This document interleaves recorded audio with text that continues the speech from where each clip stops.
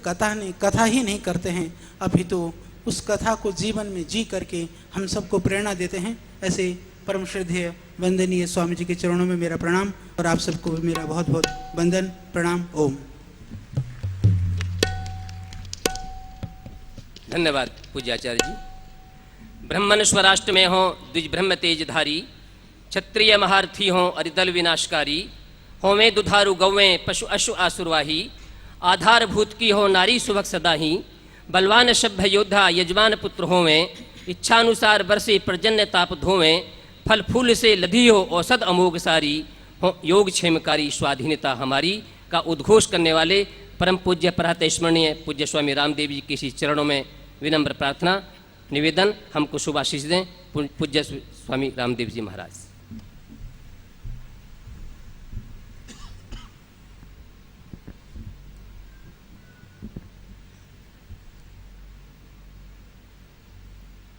भारत की संत परंपरा के गौरव,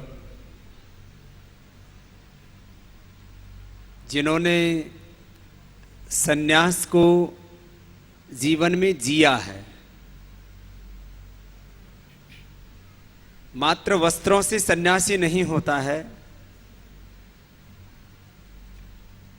किसी को संत कह देने मात्र से कोई संत नहीं हो जाता है।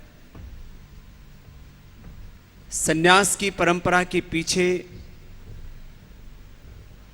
संतों की परंपरा के पीछे बहुत बड़ा तप है। 1,96,08,53,114 वर्ष पुरानी अपनी पावनी संस्कृति और अपनी पूर्वजों की पुण्याई इस परंपरा के पीछे जुड़ी है। आजकल हम कुछ दिनों से टीवी पर देख रहे हैं, कोई एक शब्द पकड़ लेते हैं और उसके पीछे पूरे देश में एक निराशा का सा वातावरण बनाने की कोशिश करते हैं।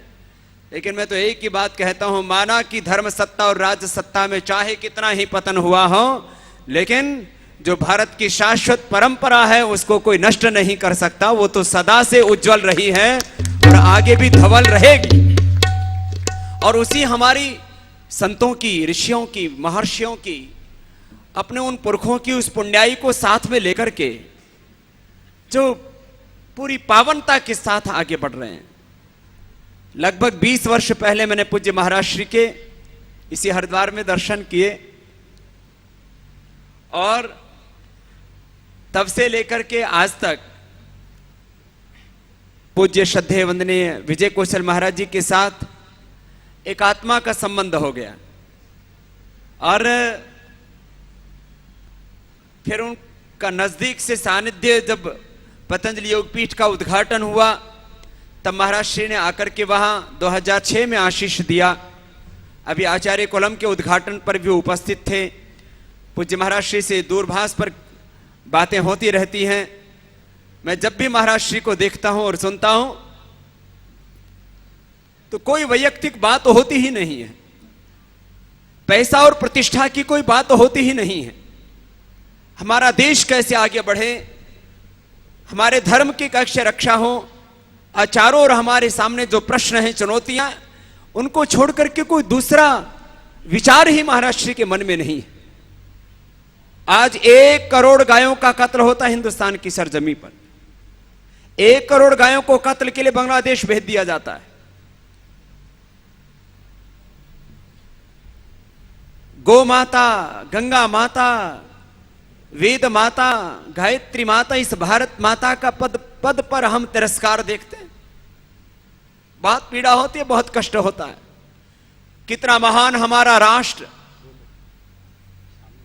रोम और विश्व से लेकर के महाभारत में जिसको यवन प्रांत कहा जाता है, उस यवन प्रांत से लेकर के इराक, ईरान, अफगानिस्तान से लेकर के और पूर्व में वर्मा देश, बांग्लादेश, जिसको ब्रह्म देश कहा जाता है, म्यांमार आजकल उसको कहा जा रहा है, और उधर वियतनाम तक, और इधर तिब्बत से, त्रिविष्टुप से लेकर के और जावा, सुमित्रा, बाली, इंडोनेशिया, कंबोडिया, कंबुज देश तक, इतना ही विराट हमारा भारतवर्ष जिसका चक्रवर्ती साम्राज्य था पूरी दुनिया में। माना आज से ये मैं बात कर रहा हूं यदि महाभारत के समय से ही कहें तो 5000 साल पहले, क्योंकि आज हम जो इतिहास पढ़ रहे हैं 99% इतिहास के नाम पर हमको झूठ पढ़ाया जाता है। करोड़ों करोड़ों वर्षों से इस भारत का पूरे विश्व में सुयश था। सा प्रथमा संस्कृति ही विश्ववारा का उद्घोष, मानवीय सृष्टि की उत्पत्ति, धरती की सबसे पहली संस्कृत सभ्यता जहां पर पनपी, वो इतना विराट भारत टूटते टूटते सिमटते सिमटते चाहे आज कितना ही खंड खंड हो गया और आज भी कुछ लोग उसको और विभाजित करना चाहते हो, लेकिन मैं आज इस मन से एक ही बात कहना चाहता हूं। एक तरफ जब हम अपने गौरवशाली अतीत को देखते हैं तो हमारा सीना स्वाभिमान से चौड़ा हो जाता है, और वर्तमान के संकट और चुनौतियों को, प्रश्नों को, अंधेरों को जब देखते हैं तो कई बार निराशा जरूर मन में आती है, लेकिन हमें आशा और विश्वास रखना है और आगे बढ़ते जाना है। ये खंड खंड हुआ भारत दोबारा से में अखंड बनाना है और विश्व में पुनः वो चक्रवर्ती साम्राज्य हमें कायम करना। हमें निराशा में तो कभी जीना है ही नहीं, ना कभी हम जिए। तो मैं कह रहा था महाराष्ट्र इस उदात्त चिंतन के साथ जीते हैं, हर पल अपने उस पूर्वजों की पुण्याई को अपने हृदय में संजो के रखते हैं और उस विराट भारत, उस अखंड भारत, उस विश्व विजेता भारत का चिंतन अपने हृदय में संजो के रखते हैं और हर पल निष्प्रिय भाव से ये राम कथा, ये भागवत कथा तो एक माध्यम बन जाती है। पूज्य महाराष्ट्र ने आज तक जितनी भी कथाएं की वो इस देश में धर्म के लिए, सेवा के लिए, इस राष्ट्र को आगे बढ़ाने के लिए की है। और चाहे वो हरि सेवा, हरि सत्संग, हरि सेवा समिति, हरि सत्संग समिति जो वनवासी क्षेत्रों में, आदिवासी क्षेत्रों में बहुत बड़ा कार्य कर रही, फिर यहां वंदे मातरम कुंज और हमारे भाई आशीष जी जो बच्चों की, माने यदि इस देश में कुष्ठ रोगियों से लेकर के अनाथ बच्चों से लेकर के जो एक सेवा का वास्तविक कार्य है और उस वो सारे कार्य के पीछे सबसे बड़ा आशीर्वाद यदि किसी महामानव का, किसी महापुरुष का है तो हमारे विजय कौशल जी महाराज, जो आज दिव्य सेवा प्रेम मिशन के माध्यम से जो कार्य हो रहा है उसमें पूज्य महाराज श्री का आशीष। और हरिद्वार पर तो महाराज श्री का बहुत, माने जब पूज्य महाराज श्री अभी भी तो उनका आयुष्य देख करके उनका हमें तो यही नहीं पता लगता कि वो जब से देखे थे तब से ऐसे ही दिख रहे, 20 सालों से तो मैं ऐसे ही देख रहा हूं। उनकी ओजस्विता, उनकी तेजस्विता और उनका पुरुषार्थ, और ऐसे महापुरुष, ऐसे महापुरुषों के लिए ही हमारे शास्त्रों में कहा है साधु नाम दर्शनम पुण्यम तीर्थ भूता ही साधवाह कालेन फलती तीर्थ सद्य साधु समागम। ऐसे महापुरुषों के जब दर्शन मात्र करते हैं तो अपने हृदय में एक प्रेरणा जगती है, अपना जीवन भी ऐसा ही हो, अपने भीतर भी वो पुण्यों का अखंड प्रवाह, वो एक निरंतर शांति, एक शाश्वत शांति का जो उनके भीतर प्रवाह, उनके भीतर जो प्रकाश है, उनसे हम सदा आलोकित रहे, ऐसी प्रेरणा मिलती। तो ऐसे महापुरुष जिनके सत्संग से, जिनके सानिध्य से, जिनकी सन्निधि से, जिनके दर्शन मात्र से अपने भीतर पुण्य का प्रकाश होता है, ज्ञान का प्रकाश होता है, जीवन में नव जागृति होती है, ऐसे महापुरुष का दर्शन, उनका मार्गदर्शन, उनकी प्रेरणा राम कथा अमृत के माध्यम से हमें प्राप्त होती है।